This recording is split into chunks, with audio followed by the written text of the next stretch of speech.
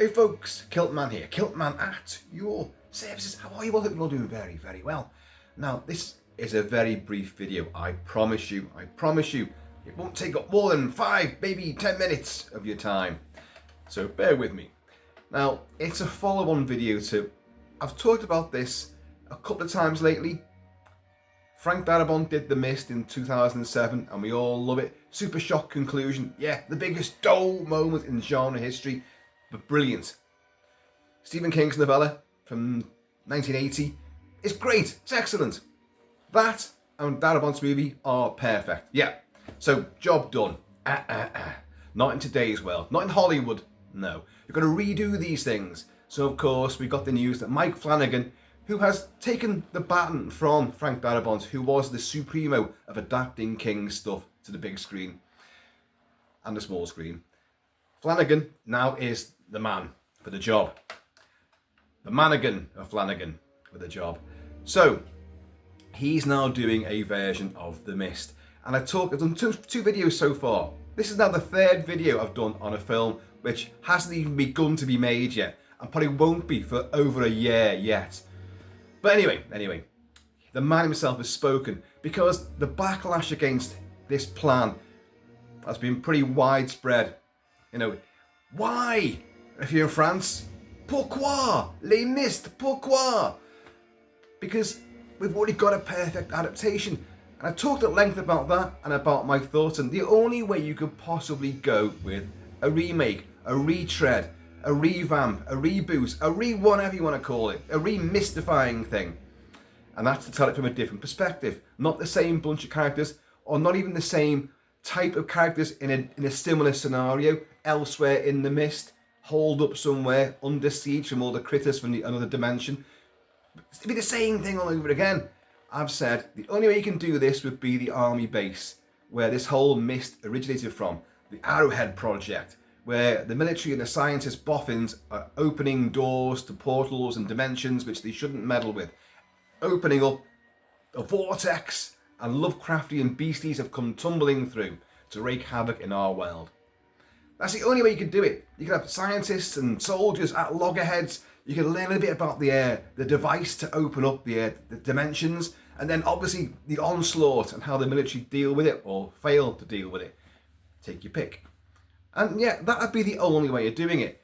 But anyway, the whole backlash has been quite incredible. I mean, I've witnessed it myself, not just in the comments on my videos, but also on other platforms and other websites. And yeah, I'd say the vast majority of people don't want this to go ahead. And of course, Flanagan himself, he's done lots of King stuff. He's done lots of revamps, retakes on old classic horror stories, like The Fall of the House of Usher, like The Haunting of Bly Manor, which is a reworking of The Innocents with Deborah Kerr, which of course is a take on Henry James's The Turning of the Screw.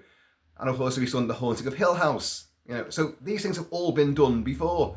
And he's doing The Exorcist for Blumhouse. The Exorcist, been done before. And he's doing a Carrie TV show. In fact, I'd say he's done the Carrie TV show. He's just finishing up on that now. And that'll be coming out, I think, either later this year, 2026, or next year, 2027. And then, busy boy, he'll be taking on board The Mist, presumably. So you could always say, Mike, have you done anything that's original to yourself?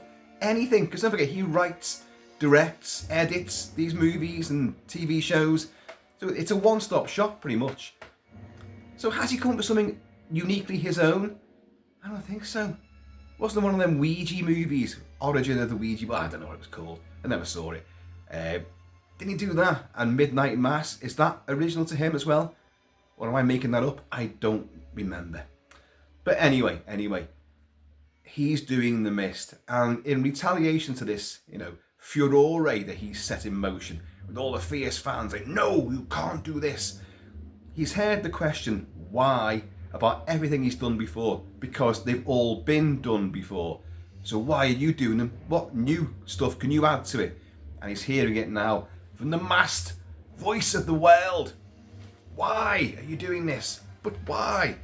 And here's what he said. Oh, by the way, I'm playing not the soundtrack to The Mist from Mark Isham, which I've played before for you.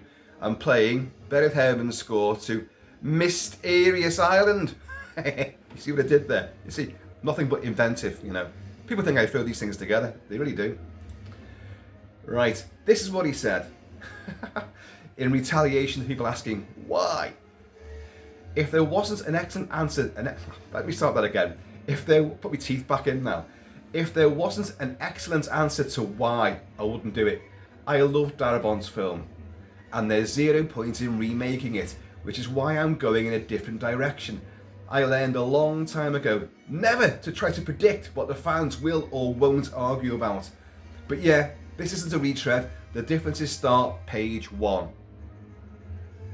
Start page 1. He hasn't written anything yet, let's be honest. Let's be honest, Mike, you haven't put pen to paper yet. You haven't. You're very, very busy with Carrie and The Exorcist, so you haven't really got time for this. You might have a few ideas floating around your noggin, but you haven't set anything down as yet, nothing solid. So, the differences start page 1. Do you think he's listened to somebody? I might start with the army base. Where did I hear that now? Was there a certain floppy-haired guy in a kilt that may have mentioned it several times over? Yeah, possibly.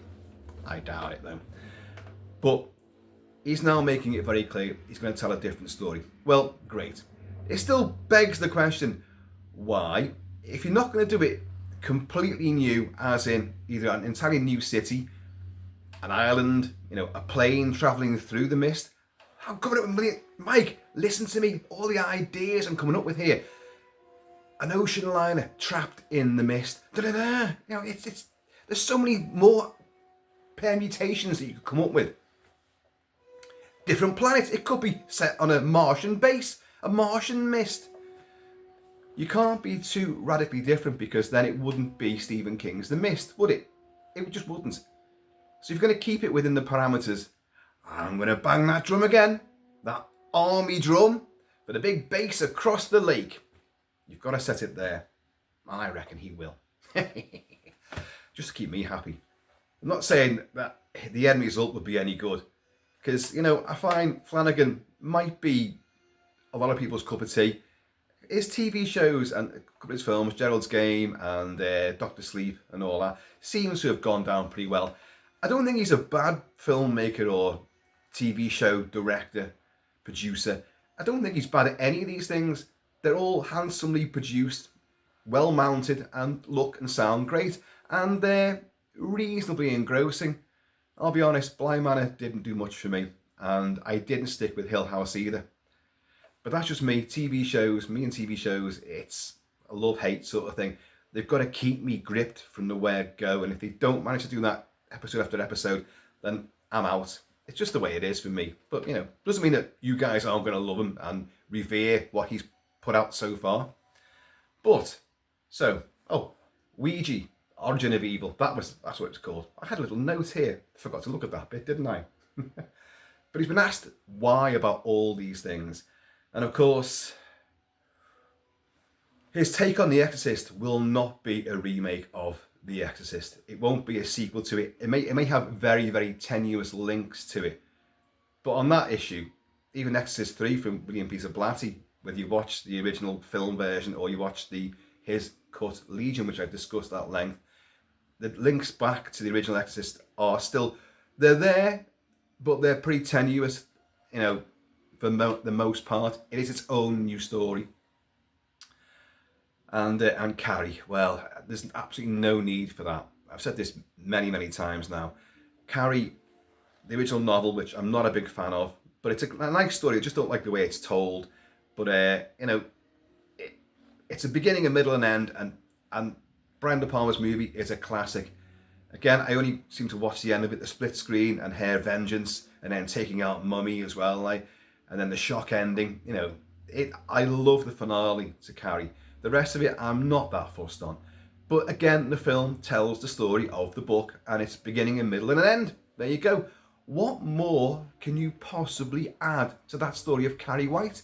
What more can you do? It's utterly unnecessary. Again, it begs the question, why? So, why The Exorcist? Why all those TV shows? Why Carrie? Why The Mist? The Exormist. Combine the two. It's a satanic fog. Yeah, the Exorcist mist. There you go. Another idea for you. God, you could do endless misty movies, couldn't you? Dear me. Let's play a little bit of The Mist because, you know, I'm feeling generous. Let's go on to this. Where have I put it? Where have I put The Mist? Although I do love Bernard Herrmann's score for Misty and it's so gorgeous. It's so big. Right, okay. But Mark Isham's score for the Mist is decidedly creepy, unearthly, mystifying. But yeah, at least he's come out and said something because, you know, there's such a backlash that obviously the studio said to him, like, look, you're going to have to speak about this because we thought this would be a great idea, but now everyone's against it. So you're going to have to put their fears to one side, allay their fears and say, no, we're doing something different. I think, you know, you're not hiding to nothing, aren't you, really? I don't think you can win with this sort of thing. But all he's ever done is rehash, remake, readapt things that have been done before, whether they are literary sources. Well, a lot of them seem to be based on books, but then they've had movies based around them. So, in fact, in all those examples. So, yeah, he's doing nothing new all over again. He likes to have, you know, there's the template, there's the universe. Like, I can dip in and take this, and I'll put them into mine. And I'll put Mike Flanagan's version, you know. But it's still not entirely yours because you've nicked elements from the original source material. If it came up and just did something entirely new, that stood on its own 2 feet, and you put his name proudly to that, then I would, whether I liked it or not, at least I'd be like, well done, sir. You've done your own movie, your own TV show, entirely your own. You haven't revamped anything that's gone before. Yeah. But no, you're making a career choice now. This path is what you're doing time and time again. You watch, I'll start watching Carrie and go, you know what? I'm really digging this. No, I really doubt that. The Exorcist, well, don't forget this is for Blumhouse. And Blumhouse completely and utterly, irrevocably fucked up their Exorcist first attempt, didn't they? With DGG. An absolute shambles of a film. An insult to everybody who's a fan of Blatty's work and obviously Friedkin's movie. An absolute slap in the face. A crucifix shoved in the nether regions repeatedly. So, they can't do any worse, put it that way. But again, it just feels so unnecessary. Even if it's a completely different story, which it's going to be. ScarJo's in there, probably not playing the person who's possessed, but playing some kind of new age priest who's going to come in and try to exorcise a particular demon from a particular person. I don't know. But it will be radically different enough so it should be able to stand on its own 2 feet, apart from what's gone before. Which begs the question again, why link it to The Exorcist? Well, that's bloody obvious. Blumhouse paid a hell of a lot of money to get their hands on the rights for The Exorcist. So when we're making an Exorcist movie, and we're going to tie it in somehow because that's what we said we'd do. We've got people who are guaranteed audiences to put bums on seats because they know the original book, original movie series, and they're going to come and watch this. Yes, so it's going to make money. And it'll be a trilogy. That's what Blumhouse always do. I want a trilogy this. Oh, get your first one, you know, out the starting blocks and let it win a race before you start saying you're going to do more and more. Anyway, let's get on to the wailingness. Of course, the conclusion of The Mist. You knew I was going to do this. That bleak, nihilistic conclusion. It's so clever because it's bleak and horrible and harrowing for Thomas Jane and that main quartet of characters. But it's a happy ending for everybody else because the army have cleared the mist away and are killing all the beasties. And they just arrived, literally 30 seconds before, they'd all be there to enjoy it as well and be taken to safety. But no. as luck would have it, no. The timing's everything. And the army's timing was pretty piss poor on that one. Lisa Gerrard's unearthly wailing. The bleakness of that scenario. And as I said, he can't recreate that. And, even if he was going to Luc Besson style, completely rip off something and then lie all about it. No, this is from the original book. It's from the original story. It's not from a film that was based on that book. And you guys know what I'm talking about there. Besson, the biggest rip-off merchant in the world. Where was I going with that? I don't know. Frankly, I don't care either. Yeah. He won't do that ending. He can't do that ending. But because of what I've said now, the army base, they may think they've eradicated the mist at the end, but the mist actually, another portal opens, another dimension tumbles forth and spews out all its horrible, nasty things. So it takes over. They get a call from, I don't know, Rome, Vancouver, wherever, San Diego, Venezuela, Iran. We're in the shit, a portal's opened. It's the end of days. I'm now liking the idea of maybe like a train, which is one of them massive long trains that go crisscrossing America. One of these big bloody things like where you live on board it basically, and that gets into the mist, chugs to a halt. So you've got loads of protagonists in there, and the mist is all around. They try to get out, they get chomped. So what do? Do we stay on the train? We've got to fix the train, we've got to get out of this fog. Whoa! I'm coming up with this. I'm enjoying these ideas more than I'm going to enjoy his fucking movie, I can tell you that. No, Mike, come on now. Look at all the seed bed of ideas that this guy's flung your way. It's like I've opened up my own interdimensional portal and spewed forth my ideas for you. And you can pick and choose and pick and weld them together. And then get the fog machine going. It is tremendous, isn't it? Well, folks, I will not keep you any longer, mainly because me and Mr. Kilt-Man are about to go out. Yeah, we're going to go watch a band. Yeah, don't worry, but it's a band playing in the pub, so copious amounts of alcohol will be consumed, I'm sure. And I'm also wearing my Arkham police badge. Yeah. Because Arkham, Lovecraft, things from the older realms, the dark reaches of the cosmos, tentacled beasties. Stephen King, when he wrote The Mist, was definitely tapping into Lovecraft when he did that. The most Lovecraftian thing he's ever written was The Mist. And of course, Darabont's film reflects all that. It's very Lovecraftian. So, I'm out patrolling for Lovecraftian beasts on the rampage. Not saying I'm going to apprehend them, Put your tentacles in these cuffs now, you're coming with me. Anyway, folks, do comment below, let me know what you think about this ongoing, I don't know, I was going to call it a fiasco then, you can't call it that. Hasn't even begun it yet, has he? But don't forget, the difference is going to start page 1. Page 1. It won't even be called The Mist, it'll be called The Pissed. Let's face it, Stephen King, when he wrote a lot of these things, was pissed and coked up the wazoo and back. He has no recollection of doing them at all. So, The Mist, The Pissed. It could be a completely different thing. Pissing in the mist. Oh, God. Right, folks, please, in the meantime, and this ever, grope around in the misty tendrils of the unknown in between time. Please keep it kilted, keep it Celtic, and I'm going to see you all.